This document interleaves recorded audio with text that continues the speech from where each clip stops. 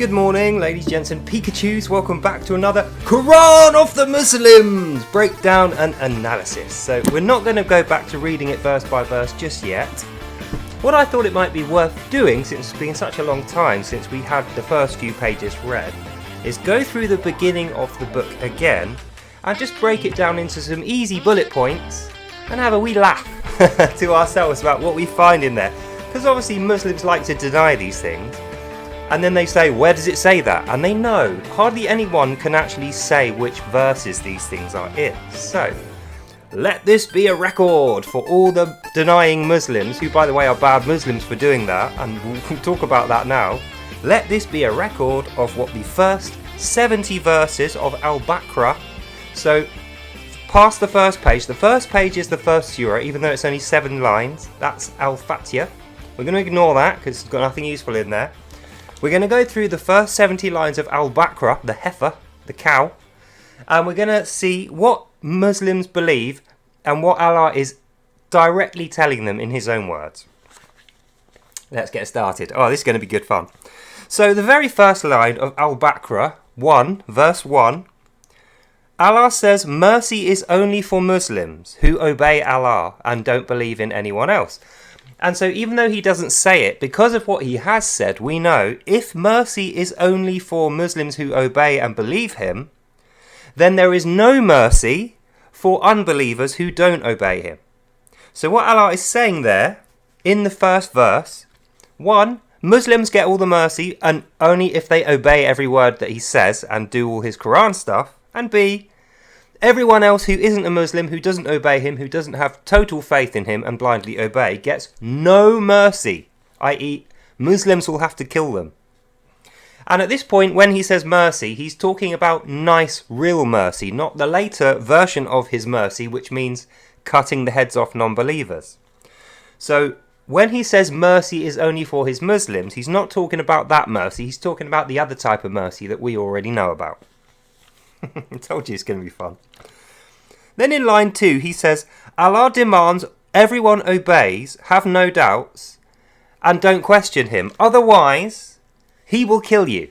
Now, he's talking to his Muslims when he says this, but between the lines, he's saying this to everyone. Allah demands everyone obeys every word, has no doubts, or he will kill you. So in the first 2 lines, he's managed to threaten everybody, Muslims and non-Muslims alike. And this is the nature of the guy. Allah is a psychotic raving lunatic who threatens and curses and lies. And we're only 2 verses in. Al-Baqarah line 2, verse 2 is Allah demands everyone obeys him all the time and has no doubts or questions or off with your head, you're dead. Then we miss a few lines. We go to verse 7. Al-Baqarah verse 7. Muslims must hate, harass and kill the non-believers and believe every single word of the Quran of the Muslims for themselves. So, when they're saying, oh, it doesn't say that, in the first 7 lines, it's 3 times already said that. It's also said that non-believers will get no mercy, and that Allah demands that you obey every single word and believe him. So even though Muslims might say, oh, it doesn't actually say that, even in the English one, it does. You know, not even this one, not even the Arabic sneaky one, which most of us will never read. In the English one, even in the English one, it says that. Because remember, when I first started doing these videos, for the first 8 episodes, I wasn't using this one. I was using the English one, thinking that that was a true and honest Quran, because it says it is in the start. But as we know, the Arabic one is the true and honest and full Quran. The English one has half of the verses missing, omitted and removed, so that us non-believers who read this book, who it was written for, don't know what they're doing. And then when we get into debates with Muslims, we will falter and they'll go, ha, you see, stupid evil Jew and Christian, I told you. That's why they've got 2 Qurans that they claim there's only one. The green one, the English one, has exactly the same verses as this, but with half the words removed. And that's Allah that's told them to do that. So the reason they do that is because without those words, the sentences aren't full sentences. You have to refill in those sentences by interpretation. You have to add the words. And then when you get the interpretation wrong, Muslims in debates with you are going to go, see, evil Jew and Christian, and he hasn't read it. But that's by design. They planned that to happen. So that's why now, read, translate and buy it yourself. The Arabic Quran is the full Quran. And in this one, it absolutely says all the things that they deny. And the reason they deny it is because it condemns them. If they were honest in these debates, they wouldn't even dare show up for them. And in fact, sometimes that's what happens. You know, Muhammad Hijab, he's a good one for that. He threatens and calls people out for debates. Then when it appears the day of Speaker's Corner, when the debate is on, he's nowhere to be seen. Him and Ali Dawah didn't turn up a few weeks ago on Saturday and then Sunday for debates with David Word and some others. Why wouldn't they turn up? Well, because they know these guys are reading this one, so they can't swindle them, and they would have been absolutely flattened in that debate, so they just didn't arrive. Then we go to verse 10. You must accept and never question the entire Quran. Now, this is a good one to know. Al-Baqarah, verse 10. You must accept and never question the entire Quran. So when Muslims are choosing which bits of the Quran they're going to favour, because obviously it says A and then it says B, it has conflicting opposite things. You know, it will say blue is red, and then in another bit it will say no, blue is blue. So you have the option, if you're a Muslim, to say either one, whichever one you need in order to win your arguments against those filthy non-believers. But in this one, in verse 10, it says, no, you must never question and you must accept all of it. So even though you accept blue is blue and red is red, but also blue is red and red is blue, so you accept that there's no definition of anything, in a debate you can say either thing and be right. If we only read this one, it doesn't have that in there. It only says red is red. And red is red is you must kill all the non-believers. It doesn't say any of this mercy or leave the non-believers alone or the Christians are superior. All the rubbish that it says in the green English one that we read, or people who are ignorant of it will read and go, maybe they're not so bad. Maybe they don't want to murder us all. Read it and translate it and buy it yourself and you'll discover they absolutely do. And the reason they're denying it is because they think we are only reading the Arabic, the English green one, and not the full one, which is Allah's word. Because remember, Allah tells us he only speaks in Arabic. When you go to paradise, once all the Jews and Christians lay dead, you'll all be speaking in Arabic. No other languages are allowed. So that's why this green one down here is a false Quran. Despite the fact that it's stamped at the beginning and it claims that it's telling the truth, Allah even says, because it's not in Arabic, it's a false doctrine. Don't believe it. And that's why they print it, for us stupid non-believers, so we can be led astray and Allah can have his evil way and lead us into sin, as he has promised to do. And then the very next verse, 11, Allah creates every wealth and resource upon the earth as a bounty only for his Muslims. Now, there's two things we can take from this.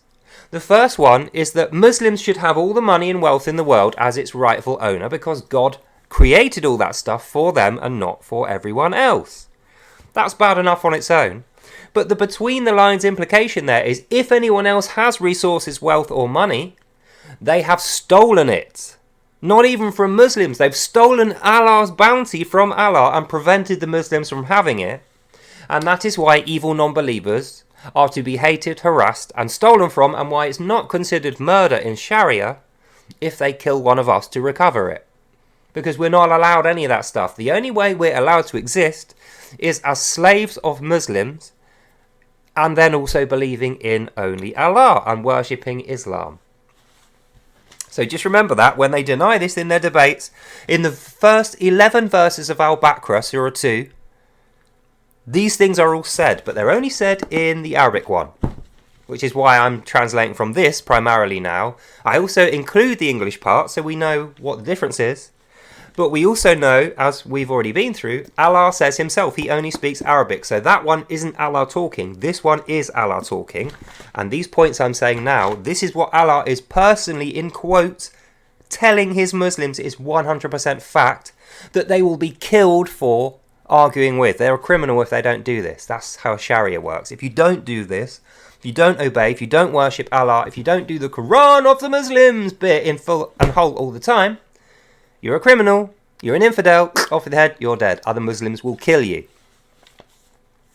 Then we miss a bit from 11 to 19. He's extolling how much he hates those evil, nasty Jews, and he's going through the reasons why they're so stupid and self-destructive and evil and bad, and we should kill them and genocide them all. That's what those verses do, so we'll skip those. We'll go straight to Al-Baqarah verse 20. Those who do not worship only Allah shall be burnt to death in hell forever. I mean, I don't even know why they bother to refute and deny this particular verse, because this is everyone on earth who knows a Muslim knows this is what they believe, and this is why they think Jews are so evil and bad. After hearing the 8 or 9 verses leading up to this about how Allah is telling you Jews are evil, Jews are bad, Jews are dishonest, Jews are sneaky, Jews are greedy, Jews are hypocrites, Jews are liars, Jews are the worst creatures on earth, says Allah in his Quran of the Muslims. The very next line says, those who do not worship only Allah shall be burnt to death in hell forever. And he's talking about specifically the Jews when he says that, because Christians aren't even a thing yet. This is just after the Garden of Eden. Adam and Allah are kicked out and fall to earth. So there isn't actually anything apart from Jews and the pre-Muslims. They're called Muslims, but they will deny this. They're actually Egyptians. So previous to Allah landing, they had the Egyptian pantheon. They had Baal-Hadad, they had Set, Isis, Horus, and all the rest of it. And that's who they worshipped. But then Allah turns up and banishes all these gods away. He keeps half the iconography and the commands and the rituals. And the temples, the Luxor temple particularly, he keeps those. But he says, no, you can't worship any of those guys anymore. Now you only worship me, who is Allah in the book. And if you don't, i.e. like those evil, nasty Jews, you'll be burnt forever in hell. And that will be the end of you. Torture forever in his evil fire. Then we go to verse 22. You must never deny, change, object to, or hide any of my Quran, says Allah. So this is a good one to know. Al-Baqarah verse 22. Learn this one if you're a debater. If you want to debate Muslims or argue with them at all. If they deny any of the Quran, then they're at fault. If they change any of the Quran, they're at fault. If they object to, or they don't agree every single word of every single command, then they're at fault. And what happens to them when they're at fault, we find out in 24.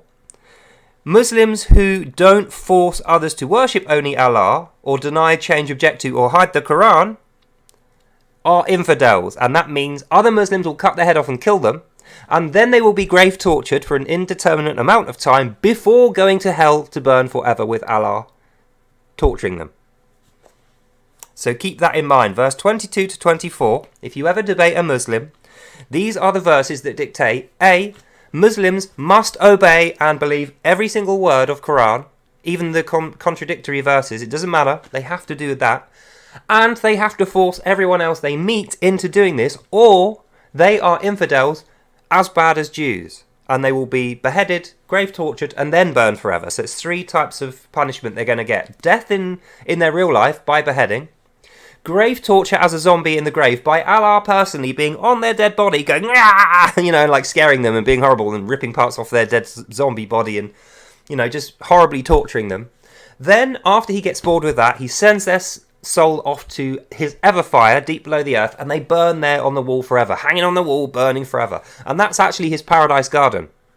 We find that out later. That is the same place. So that's what happens. Good Muslims are going to be hearing the screams of Jews and bad Muslims as they're hanging on the wall, burning forever, after having been grave tortured. And that is what verse 22, 23 and 24 tell us. And that's Allah quoting, in quote marks, his own words, which he says, if you don't obey, you're an infidel. Then we miss out because 25 up to 39 is more about the Jews, how evil and bad and nasty the Jews are, led by Moses, and how they should have stayed as slaves in Egypt, but they didn't. They will never learn, those evil Jews. And then Allah, right at the end, before verse 40, which we're going to get to, the last thing Allah does, as the Jews are escaping with Moses, their leader, Allah personally stands on the shore with his angels, and this is expressly described, and he shouts to the back of the Jews, never forget what we did to you here, O Jews. You are filthy, disgusting apes, and we hate you, and we're going to come over to Israel and kill every single last one of you in the future. That's a prophecy. And that's the end times genocidal prophecy. That's its first mention from 26 to 39 verses in Al-Baqarah. That's defined by Allah in quote marks. That's what he says. He's going to kill all the filthy, evil, disgusting Jew apes by genocide in Israel in the future, and that's his prophecy, which Muslims will have to enact. Otherwise, they're not obeying and following and believing everything, and they will be infidels as bad as the Jews, and they also will be killed. Then verse 42 says, Muslims warned everyone of this and said they should only worship Allah alone. So those Jews actually deserve that. The reason that's happening to them isn't just because they were born as Jews. It's because when they were in Egypt as slaves, they refused to become, proper slaves, if you like. They refused to worship only Allah and just accept their lot as slaves. And they allowed Moses to lead them out to victory and freedom, and then they set up Israel. I mean, how could they do that? That's what that means. So then we move on to 43, and this is one of my favourite ones. Jews are filthy apes who refuse to obey Allah because they are stupid and naughty and bad. So remember that when Muslims are saying, where does it say in the Quran that they hate Jews? It says in Al-Baqarah 40 to 43, and I quote, Jews are filthy, disgusting apes who refuse to obey only Allah and shall be punished in a prophecy of an end times genocidal murder, where all of them get killed and their whole Israel is destroyed by Muslims. So that's what it says, and that's Allah, again in quotes, saying that. It's not like you have to interpret it. It's not like you have to do anything to understand that. It's in a quote bubble of Allah standing there saying that to the back of the escaping Jews, to his Muslims. He's saying to his Muslims, in future, don't forget, we have to kill those guys. That's the main goal now. If you don't do that, you're an infidel. Off the head, you're dead, and you will burn forever in hell, says Allah in his book. And then he goes on with 44, verse 44. Muslims will make an example of these evil, filthy Jews with that genocide which I've just prophesied, says Allah in the book. So not only has he shouted the threat to the back of the Jews as they're escaping, then he turns back round to his Muslims, who are Egyptians at this point, and he says, we're going to make an example of those filthy bastards. We're going to kill all of those guys. Don't ever forget that. And he says it like that. It's very sinister. It's very malevolent, evil intent. That's Allah, the great, merciful, powerful, the lovely, the kind Allah. That's what he does. He threatens genocide, prophesies that a genocide will happen, so his Muslims are locked in. They cannot deny it, or they're infidels. And then he even says to them, we're going to make an example to the rest of the world by killing them first. And that is why we have our war in Palestine and Israel today. They are trying to enact the end times genocidal prophecy by first killing the Jews as an example to the rest of the world, as Allah has described in 43, verse 43. And what they're hoping is going to happen after they kill all the Jews is the rest of the world, us Christians, will all go, oh, Allahu Akbar, we'll worship Allah now because we're in fear of our lives. And then we will be their slaves, and they won't need the Jews anyway because we will have become the Jews, their slaves instead. And obviously the between the lines bit that we'll go into in more detail later is if we don't agree this, after they've killed the Israelites, the Jews, we're next. They're going to kill all of us because the example was that the Jews refused to obey Allah and become their slaves, and that's why he prophesied they would all be killed by his Muslims. So if they're all killed and we don't take that example on board, we are disobeying Allah, and they will come and kill us. And he's allowing them to do that and saying that it's righteous. It's not even not murder. It's actually good, decent, righteous behaviour in the words of Allah. 44. Oh no, we've done that. 44 was the example. 56. So he goes on for a few more lines about how he hates the Jews. Then we get to line 56. Jews are illiterate, stupid, evil apes that haven't read their own book or the Quran. That's why they don't know anything. Allah is not in quotes, he's narrating this time, but it's quite clear what he's narrating. He says Jews are illiterate so that when they're arguing against his Quran, Muslims can rightfully say to them, what do you know? You can't even read. You've not even read the Quran. And the reason they say illiterate is because Jews generally can't read and write Arabic, and as we know, the Quran of the Muslims is only written in Arabic. The English one doesn't count. So because you can't read Arabic, this one, it means you're illiterate, evil, and stupid. And because of those things, and the fact that you're not taking the example of the Jews being punished seriously, you deserve beheading and death forever in fire. That's what Allah says. Then he goes to 59. Jews are fat with sinfulness and the disbelief of Allah. So we don't need to spend a long time on this one, but he's basically saying, Allah this is saying, Jews are not healthy and well fed because their God is looking after them, and because they work hard and they have irrigation technology and they grow a lot of food. It's nothing to do with that. They're fat with sinfulness and disbelief of Allah. That makes them fat. So between the lines, what he's saying there is people who are skinny are not disbelievers. So myself, I'm quite skinny. Apparently I should be a full believer, and the proof of this would be I'm not fat with sin.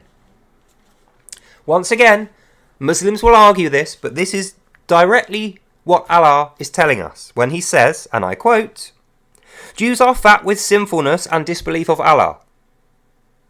So if we become fat, that's the reason. And if we're not fat, the reason is we're not doing that. So we're not sinful and we do believe. But obviously this is not true. And then finally, 68, Jews are evil and have no souls because they sold them at a terrible price. Allah is telling us here that the reason why the Jews will never recover, why they can't be trusted, why they're evil and naughty and sinful and bad, and we should genocide them all, says Allah, the reason for that is because they had souls to begin with, but when they said they don't believe in Allah and they don't want to be slaves and they're going to continue worshipping their God, by doing that they sold their soul for worshipping this other God. So what Allah is saying is they sold their souls in order that they can continue worshipping their God. If they wanted to keep their souls, they could have given away their God and worshipped Allah and become the slaves of the Egyptians. But because they did not do that, they sold their souls for a terrible price of worshipping false gods. That's what Allah is saying here. So he's saying their God's false, they're soulless evil demons because they don't worship Allah. And as we've already gone through, they're going to be killed in future when we make an example of them to everybody else by killing them, genociding them, destroying their cities. And then we get to the final line. Jews keep refusing to obey Allah, so it's their own fault. They're self-destructive, evil, naughty and stupid, and they deserve it, says Allah in the Quran of the Muslims. So that's going to be my final line. If you want to argue with Muslims in debates, and they try and trick you, or they try and make out this stuff is not in here, show them this video, go through it with them, have a Quran there, there's Arabic, have a OCR or a character reader or Google Translate and translate the Arabic, or have an Arabic speaking friend like I have to help you out. And you will know, even though this isn't in the English one, which is not the word of Allah, because he only speaks Arabic, in the words of Allah, in Arabic, this is exactly what you will find. And then 69, Jews keep refusing to obey Allah, so it's not even like they've just done this one time. Every single time they're put to the sword or threatened or enslaved or tortured, nothing that Allah can do to them is going to make them believe in him or stop believing in their God, even the genocide threat. And because of that, it's their own fault when they die. And that's the end of this video. So, I hope I've armed you with the knowledge and wisdom you need to go and smash these idiots in debates, these lying hypocrites, you know, these faithful Muslims, quote unquote, who, as we will go through in a future video, they cannot possibly be. Or if you watch episode 51, that will explain well to you. You know, episode 51 of Without Lies, Islam Dies, my premiere series. If you watch that, I'll leave a link after. Watch that and it will explain why these things are definitely true and why Muslims cannot be good Muslims, because there's too many conflicting things for them to follow which they can't follow. And if you keep all that in mind, after you've watched 51 as well, show Muslims 51 if they have any doubts. And then slowly over time we can chip away at the brainwashing. That's what it is, they're brainwashed. They're not born evil. They're not born into this like Allah tells them they are. They won't lose their souls if they stop worshipping Allah, and they will not be punished, apart from by other brainwashed Muslims, who we can avoid for them. We can help them avoid. We have to try and rescue these guys from themselves, from the brainwashing of Allah, the evil demon. Otherwise, not only are they going to genocide us and kill everyone else, they're actually harming themselves. All the things Allah says about the Jews is true of them. And I think, in my head, that's why Allah has said those things, because now it's going to be difficult for us to convince Muslims that Allah is actually doing all those things to them, since Allah has said they must do those to us. So, that's the end of this video. Hope you enjoyed that and you learned something. God bless you all, and I will see you, lovely people, in the next one. Bye now. So yeah, that's the end of it for now. Go and watch episode 51, which is one of the best ones. Show your friends, show other Muslims. That has more proof in it to arm yourselves for these debates. In the meantime, have a great day. God bless you all. And I'll see you, lovely, beautiful people, in the next one. Bye now. Bye bye.